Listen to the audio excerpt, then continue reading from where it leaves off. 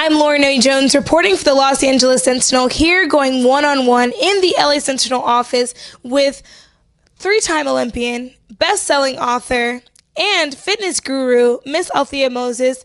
And I just have to ask you, as an Olympian, when did you decide that, what you've learned in your athletic career could transition into life after? I decided many, many years ago. This book has been in my head for decades, actually. And but since I started my health and fitness company, I call it Althea Moses Health and Fitness Company, and the Althea Fitness classes, a lot of women ask me what they can walk away with so that they can continue to learn what I train them with. Right. And so I put the 3 decades plus of knowledge in my book.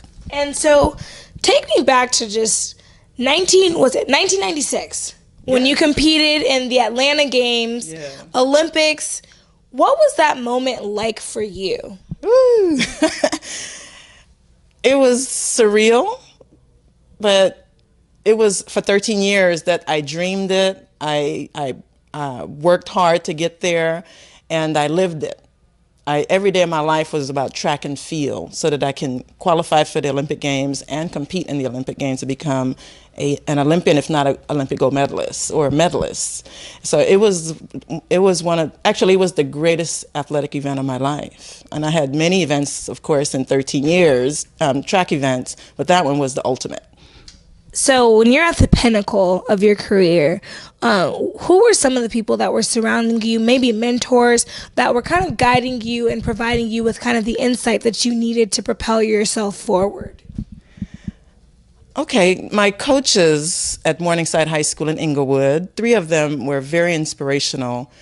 Ron Tatum was my running coach, because I also ran track. I didn't only do triple jump. Daryl Taylor, who was my triple jump coach, and he lives here in Los Angeles, and Johnny Estrada. He was my endurance coach in the early season before track started.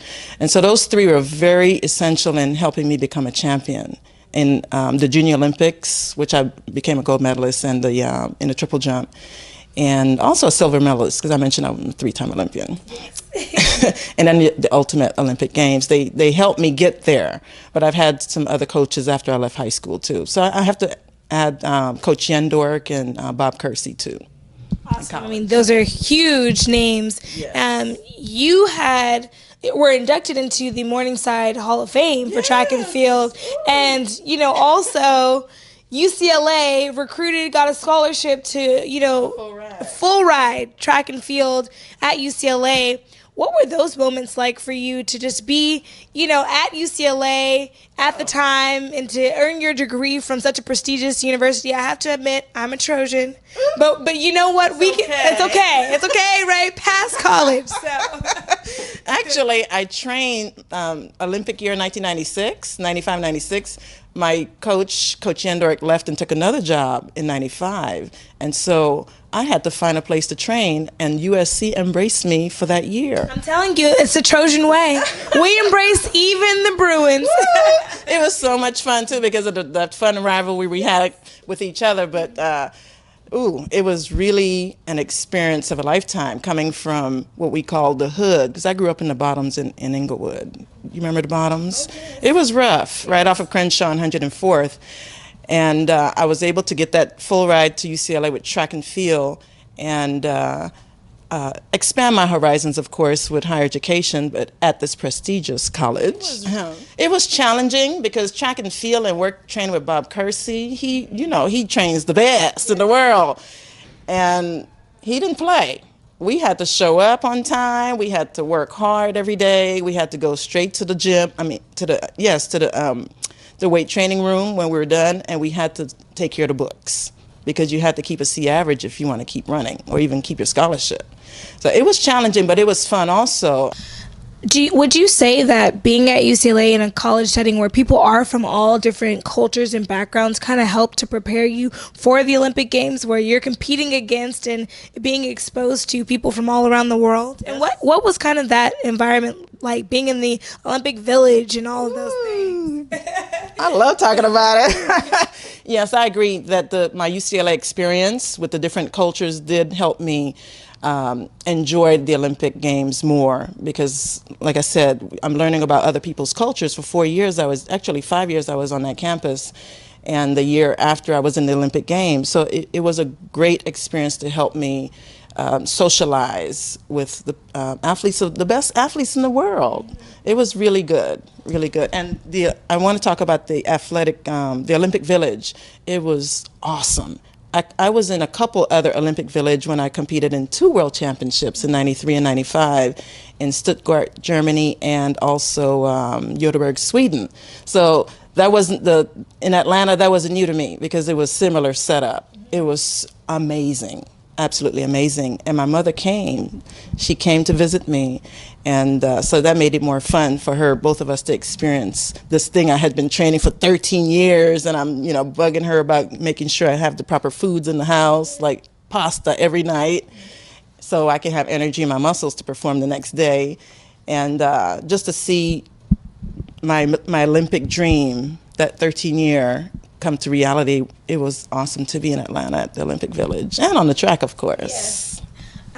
So what would you say is some of your biggest learning lessons from your time as an Olympian and your time as a professional athlete? And to train with someone, of the stature of Bob Kersee, like what do you learn from, like how much did you take away from those experiences? I would say the lessons learned during my track career from my high school coaches as well as my college coaches and after college is that when you have a talent and you know that there are people who have dreams of doing whatever it is your knowledge is good at, mentor them. Mentor them. Mentorship is really, really important. And that when you embrace somebody as a mentor, that you never know what is going to happen after that career ends. What you're really doing is helping someone become a productive citizen and be someone who can change many people's lives. It's not just about track and field or swimming or whatever sport you're training the athlete in. So I learned that mentorship is really, really important because you're helping someone who, yes, they're skillful with their talent, but that person that you're helping is going to change many people's lives for the future. Like this book, I never knew, my coaches probably never knew, a lot of the things that I learned from them is in this book, and it's going to help millions of people in the world feel and look better.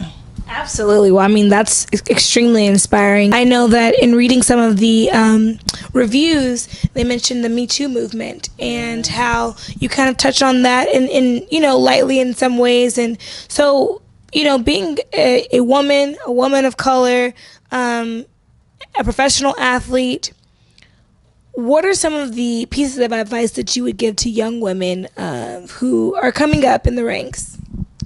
That's a great question, Lauren. My advice to them is to define yourself for yourself. And there's a poet named Audre Lorde that I quote in this book, and she said, define yourself for yourself so you're not crunched into other people's dreams. Or something along those lines. I'm like, chills. Woo, that's powerful. Yes. And so at age 30, I decided that I wasn't going to be crunched into other people's dreams of who I should be. And I've been free. And I do a lot of reading, too. I read a lot of self-help books when I turned 30. Because for in my 20s and even my teens, becoming a track star in high school so early, so many people, especially men, were telling me that I'm sexy, that I'm fine, that I'm, you're this track star. And I believe that's what I was. But when I turned 30 and started reading self-help books, like the Bible, for example, I realized that I'm none of those things.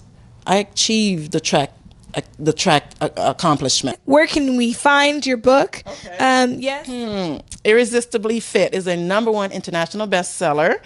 And it was an instant bestseller the first day here in America. So thank you, all of my customers and readers who bought it, and everyone who bought it in Australia, Canada, and the UK. So it's found at my website, altheam.com. That's Althea M, that's my last name. I'll pop it up on the graphic. Wonderful.